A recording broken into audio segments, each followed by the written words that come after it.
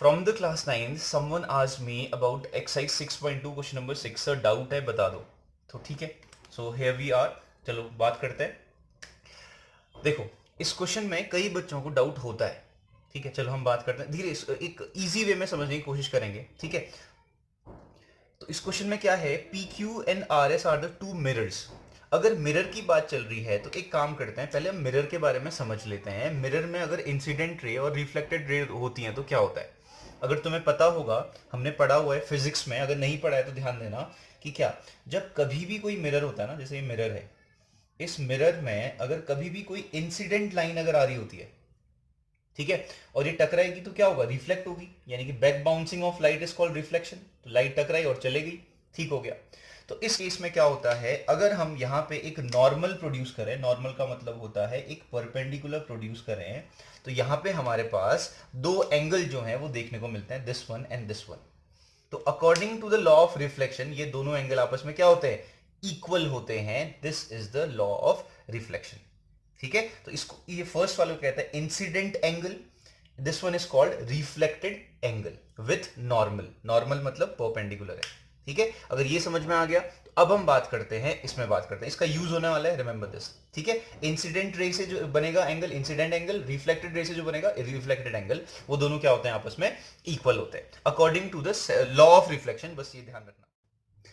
चलो, अभी इतना समझ में आ गया तो अब देखते हैं, क्वेश्चन की बात करते हैं। क्वेश्चन में बोला हुआ है कि क्या हो रहा है, एक लाइन आ रही है, यानी कि सॉरी लाइट आ रही है, इस बी पॉइंट पे क्या हो रही है, इंटरसेक्ट हो रही है।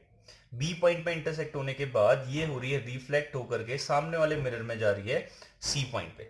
ठीक है, सी पॉइंट पे इंसिडेंट होने के बाद ये लाइन जो हो रही है रिफ्लेक्ट होकर के ऊपर चले जा रही है।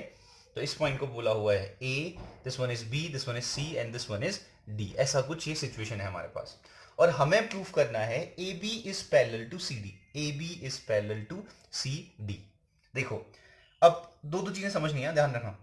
हमें क्या करना है, हमें पैरेलल लाइन प्रूफ करना है। पैरेलल लाइन प्रूफ करने के लिए हम क्या प्रूफ करते हैं, मैंने पहले भी बताया, अल्टरनेट एंगल्स इक्वल कर देते हैं, काम खत्म हो जाता है। ठीक है, अब इन दो पैरेलल लाइंस में अल्टरनेट एंगल्स हैं कहां पे। ठीक है, कौन सी हैं पैरेलल लाइंस, ए बी। अगर मैं इसको थोड़ा सा प्रोड्यूस करूं आगे की ओर को, तो you can see this line and this line. अगर मैं इसको हल्का सा प्ले करूं तो यानी कि ये दो क्या है, हमारे पास पैरेलल लाइंस है।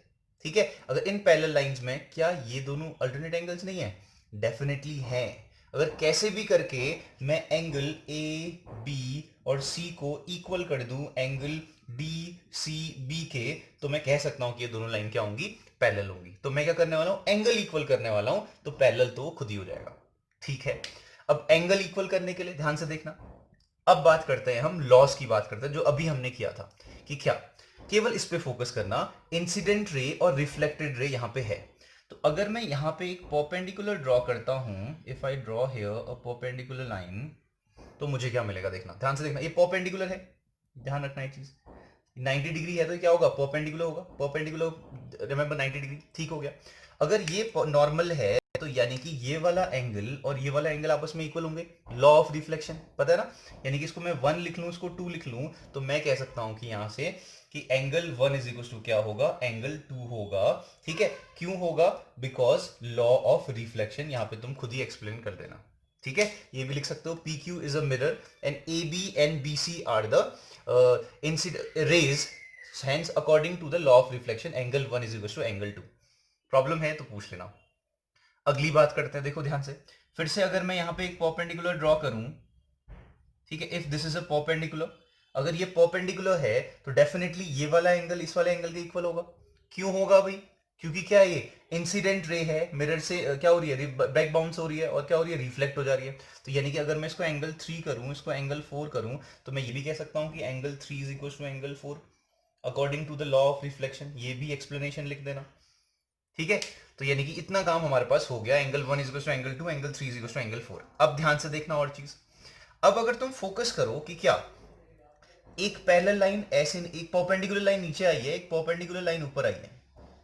ठीक है, ये नॉर्मल की बात चल रही है भाई, ये बी पॉइंट से नीचे की ओर है, सी पॉइंट से ऊपर की ओर को है। ठीक हो गया, तो अगर ये दोनों क्या है, परपेंडिकुलर लाइन है, तो परपेंडिकुलर लाइन है तो यानी कि ये भी 90, ये भी 90, ये दोनों कभी मिलेंगी, नहीं मिलेंगी, एग्जैक्टली तो यानी कि क्या, अगर मैं बात करूं, this one is a B M, this one is a C N, तो यानी कि जो बी एम और सी एन है वो दोनों लाइन क्या होंगी, पैरेलल लाइंस होंगी ऑलरेडी, रिमेंबर दिस। अगर ये पैरेलल लाइंस हैं तो मैं क्या कह सकता हूं, यहां पे लिख लेता हूं B M from figure, from what figure. अगर मैं बात करूं तो बी एम लाइन क्या होगी, पैरेलल होगी सी एन के।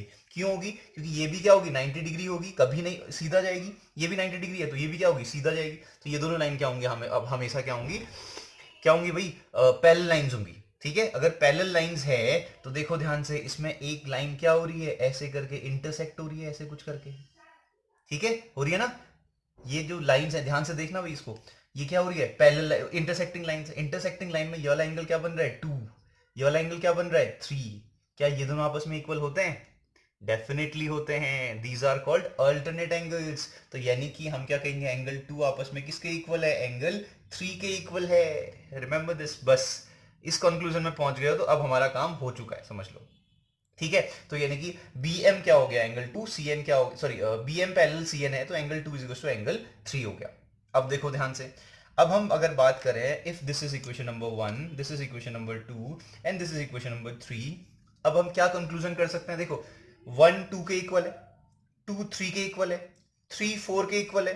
तो कंक्लूजन क्या निकला, from equation 1 and 2 and 3 what we can say कि सारे एंगल्स एक दूसरे के आपस में इक्वल है भाई। Angle 1 is equal to angle 2 is equal to angle 3 is equal to angle 4। अगर सारे एंगल्स एक दूसरे के इक्वल हैं अब तो काम आसान हो गया। ठीक है, अब कैसे काम आसान हुआ, अब इजीली हो गया, बस इतना ही समझना था, सबसे इंपॉर्टेंट यही काम था। अब काम बहुत आसान है। क्या काम आसान है, देखो ध्यान से, अब मैं अगर इस पे देखूं, A B C, angle A B C क्या है, एंगल ए बी सी को मुझे इक्वल करना है, बी सी डी के इक्वल प्रूफ करना है। तो एंगल ए बी सी है क्या, 1 और 2 का सम ही तो है।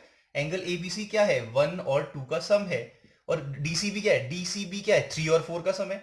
एंगल 3 और 4 का सम है, मुझे यही तो चाहिए। जैसे ये आएगा मैं कहूंगा ये दोनों आपस में इक्वल है, अगर ये आएगा तो मैं कहूंगा ए बी और सी डी अपने आप में क्या है, पैरेलल है। चलो फिर जल्दी जल्दी से कर लेते हैं। देखो पूरा फोकस मेरा किस में होना चाहिए, पूरा फोकस होना चाहिए मेरा इस पे।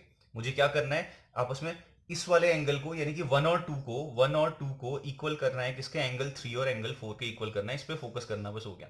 ठीक है, इक्वेशन नंबर 2 क्या है, 2 और 3 आपस में इक्वल है। इक्वेशन नंबर 2 से देखते हैं फिर, चलो angle number 2 is equal to क्या है, एंगल नंबर 3 के इक्वल है।